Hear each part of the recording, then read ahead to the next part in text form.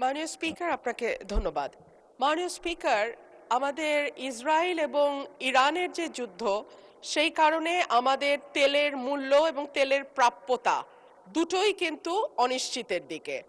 আমি আপনার মাধ্যমে মাননীয় মন্ত্রীর কাছে জানতে চাই, বাংলাদেশের মূল্যস্ফীতি বহুদিন ধরেই ডাবল ডিজিটে ছিল, এখন সেটা 9% কিছু উপরে, খাদ্যদ্রব্য বিশেষ করে। এই মূল্যস্ফীতি নিয়ন্ত্রণে আমাদের মাননীয় মন্ত্রী কোনো পদক্ষেপ নেবেন কিনা এবং নিলে সেটি কি? ধন্যবাদ মাননীয় স্পিকার। ধন্যবাদ মাননীয় সদস্য। মাননীয় মন্ত্রী। ধন্যবাদ মাননীয় স্পিকার, এবং আপনার মাধ্যমে প্রশ্ন করতে সদস্যকে ধন্যবাদ। প্রথম কথা হলো, মূল্যস্ফীতিটা সেইভাবে বৃদ্ধি পাবে না কেন এটা একটু বোঝা দরকার। সারা পৃথিবীতে জ্বালানি তেলের মূল্য যে অনুপাতে, যে রেশিওতে বৃদ্ধি পেয়েছে, তার তুলনায় বাংলাদেশের যে মূল্য বৃদ্ধি হয়েছে সেটা নিতান্তই মডেস্ট। আপনি আমেরিকায় স্টেট টু স্টেট ভেরি করে তাদের নিজস্ব ট্যাক্সের কারণে। এই যুদ্ধ শুরু হওয়ার আগে অনেক স্টেটে $2.80 70 ছিল পার গ্যালন, মানে 4.5 লিটার। সেটি $5 ছাড়িয়ে গিয়েছে বিভিন্ন স্টেটে। এবং আপনি আশেপাশের যে কোনো দেশ অথবা বাংলাদেশের সাথে কম্পেয়ারেবল যে কোনো ইকোনমির তুলনা যদি করেন, তাহলে তুলনামূলকভাবে জ্বালানি পেট্রোলিয়াম পণ্যের মূল্য প্রত্যেকটা দেশে অনেক বৃদ্ধি পেয়েছে।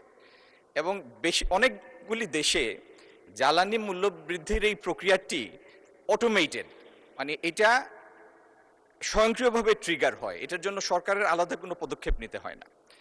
আমাদের এখানে যে বৃদ্ধিটা হয়েছে ডিজেলের ক্ষেত্রে, 100 টাকার ডিজেলকে আমরা 115 টাকায় নিয়েছি, 15%। আমি শুধু বোঝার জন্য বলছি মাননীয় স্পিকার, একটা শিল্প কারখানায় তাদের যে কস্ট থাকে, কস্ট অফ প্রোডাকশন, তার মধ্যে 7 থেকে 8% থাকে ম্যানুফ্যাকচারিং সেক্টর ভেদে, 7 থেকে 8% থাকে জ্বালানির মূল্য। তো সেই 7 থেকে 8%কে যদি আমরা 100% ধরি, তার 15% ডিজেলের মূল্য বৃদ্ধি পেয়েছে। আচ্ছা, সেইভাবে যদি আপনি পরিবহনের ক্ষেত্রে চিন্তা করেন, 200 কিলোমিটার একটা বাস রান করার জন্য তার কম বেশি 25-30 লিটারের মতো ডিজেল লাগে। এই 30 লিটার ডিজেলের ক্ষেত্রে 450 টাকার মূল্য বৃদ্ধি হয়েছে। এই 30 লিটার যদি আমি ট্রাকের পণ্য পরিবহনের জন্য হিসাব করি, এই 30 লিটার মূল্যের অভিকারটা পড়বে 10,000 কেজি পণ্যের উপরে।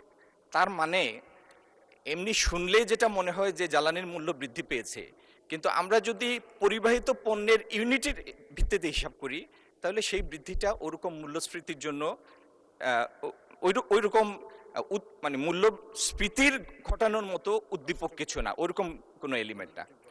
আর একটা জিনিস তো ঠিক, আপনি অর্থনীতিকে এমন একটা জায়গায় নিয়ে যেতে পারবেন না যেই জায়গায় ফান্ডামেন্টাল ব্যালেন্সটা ইমব্যালেন্সে পৌঁছে যায়। সেজন্য পৃথিবীর সব দেশ যে নীতিটা নিয়েছে, আমরা সেই নীতি মডেস্টলি সেই নীতি নিয়েছি এবং মূল্য বৃদ্ধি করেছি, খুবই একটা মডারেট মূল্য বৃদ্ধি করেছি।